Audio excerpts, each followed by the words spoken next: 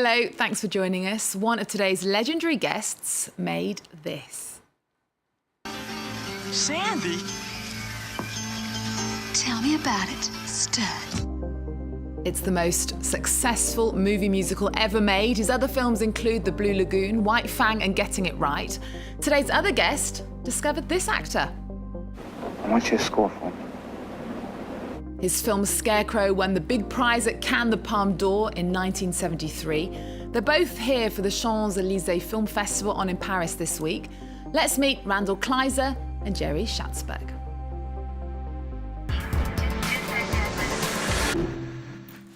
Randal Kleiser and Jerry Schatzberg, welcome to the show. Thank you so much for being here. Now, Randal, you're the head of the American jury at the Champs-Élysées Film Festival. That's right. And Jerry, you're a guest of honour. You've both had such amazing careers. Randal, it's nearly 40 years since your first film, Grease. Tell us about one of the most memorable moments of making that film. When we were shooting the beauty school dropout number, I turned around and I looked out at the set and I saw Rudolf Nureyev standing there watching it, and Uri Geller. There was always strange people coming to visit our set, and that was a lot of fun to see that. Did you ever know at the time what a cult hit Grease was going to be? Absolutely not. We thought we were just making a teen musical that would come out and be there for a summer or two. And now, 40 years later, it's still working all around the world with all different ages. It's kind of astounding. And Jerry, in the same decade as Grease was made, you won one of the biggest prizes in cinema for Scarecrow, the Palme d'Or at the Cannes Film Festival. It's the moody tale of two drifters. Let's take a look. You two-bit E-Kilo! You belegged rhinoceros! Maybe Maxie's car wash. Car wash. Yeah. Okay. For every car, there's dirt. Max and Lion.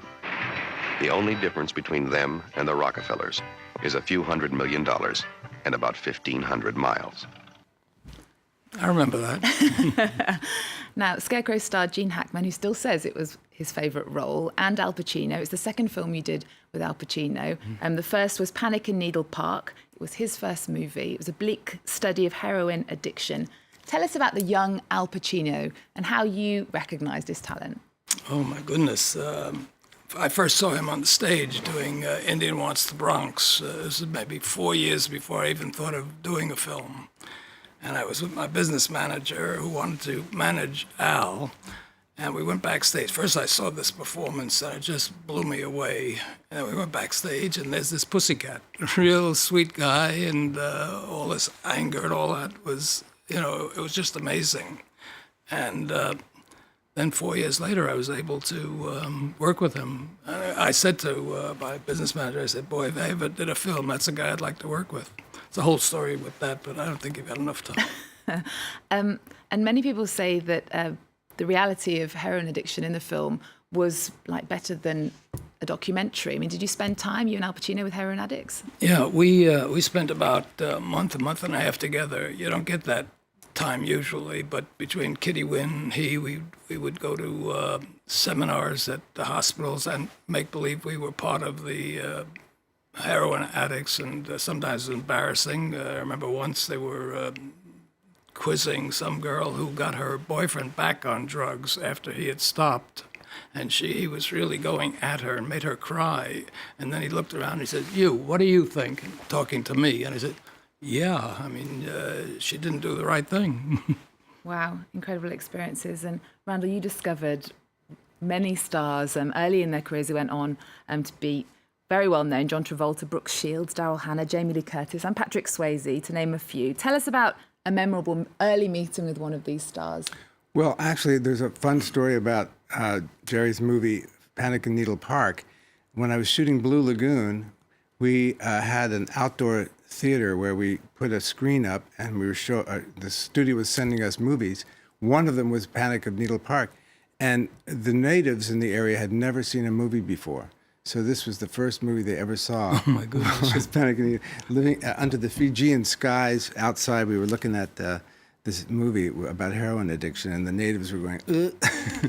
The amazing thing for me is how many young people tell me that they've seen the film when they were 15, 14, because their parents wanted them to see it. Wow. They thought that it would scare them. I'm sure it did scare them, but Yeah. Wow. So I first met John doing Boy in the Plastic Bubble, and I remember going through a Jack in the Box, and he did his Vinnie Barbarino accent to the people at the, ordering a hamburger, and when they saw it was him, they freaked out. We were in some kind of limo, and it was a crazy time.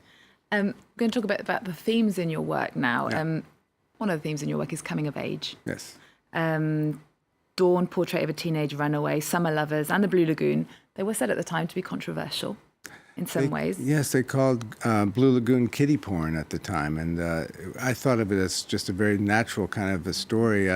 We had nudity with children, and they were saying that was wrong. But I mean, if you're on an island for years, you're not going to wear clothes. So, and it was all innocent, but they twisted it and called it. Let's take a little look at that clip from The Blue Lagoon. Why are we always fighting so much?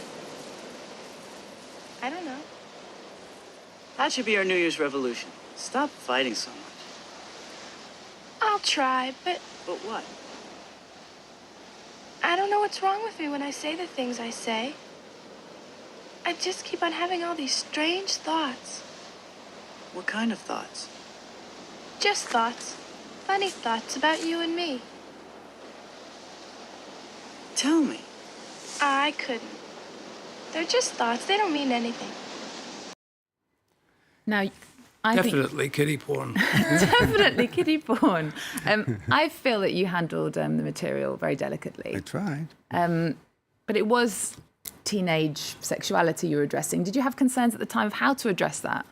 Well, I really wanted to have the feeling of freedom in the movie, but of course Brooke was 14, so we had to use a body double, and we also taped her hair to her breasts with toupee tape, and we had a stunt double for the stuff underneath. But I was just trying to make it seem as if it was natural, but it was not natural at all the way we shot it. Okay, and Jerry, the theme in your films is often troubled outsiders, drug addicts, and misfits on the edge of society in films like The Panic in Needle Park and Scarecrow. Your debut, though, was in 1970 with Puzzle of a Downfall Child. It was the story of the downside of life for a model. It starred Faye Dunaway. It wasn't something people thought about much in those days, models. Are you surprised by how, the life of top models has become an obsession today? Yeah, well, even for a couple of decades after I did the film, it wasn't, the superstars didn't come around until the 90s in models, and the models of the 60s and 50s were really superb. And I used to save the worst clothes for my favorite muse, and because I know that she would make them look wonderful. But it was a different world then. And they start at 15 now, and their careers don't last 3-4 years. What do they do after that? It really confuses me. Somebody should do a film about that, because it's maybe I will. And Faye Dunaway is notoriously difficult to work with. She was also your ex-girlfriend. Was that the case? Yeah, no, I think all actors are difficult at times. I had trouble with Hackman at times. I had trouble with Al at times, but you work it out. I did close the set down once with Faye. We started shooting in the morning, and she was just carrying on. And I think it's a lot of nervousness and insecurity that makes them do that. And she just was carrying on. I say, okay, it's a wrap. And I thought I was finished. I thought it was my first film. They'll certainly fire me. But they didn't. Maybe they just passed by and figured she was carrying on a little bit. Okay, we're running out of time. I just wanted to ask you both, what are you both most proud of in your careers, Randal? I think I did a movie called Getting It Right, which was an English film with Sir John Gielgud and Lynn Redgrave and Helena Bonham Carter, and that one I really, really love. Well, I love my first film. It's like your first child. You just fall in love with doing it and getting it finished. It's people don't realize how difficult it is to make a film, and once you get it done, wow, any one of them is trying. But I feel closest to that one because it was the most personal film, although the others brought me back to the Bronx a little bit more. And Jerry, you're in Paris, as I said at the beginning of the show, you're the guest of honour at the 6th Champs-Élysées Film Festival. Randal, you're the head of the American jury at the festival. Just wanted to ask you, do you both think that France is better at championing independent film than, say, America? I certainly do, because they didn't really like my first films in America, and the French loved it. I mean, the French caught right on to Puzzle, and it was... I met Mitterrand once, and I said, they call me a French director, and he looked at me and said, yes, yes. This is a very elegant festival.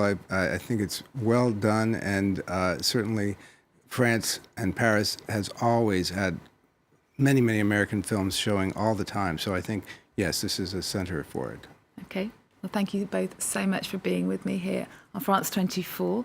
Jerry Schatzberg and Randal Kleiser, thank you so much. And we're going to end with the closing film at the Champs-Élysées Film Festival. It's called My Cousin Rachel. It's directed by Roger Mitchell. The festival is on until the 22nd of June in Paris. I'm going to leave you with that. Remember our website. We're also on Facebook, Instagram and Twitter. There's more news coming up on France 24 after this.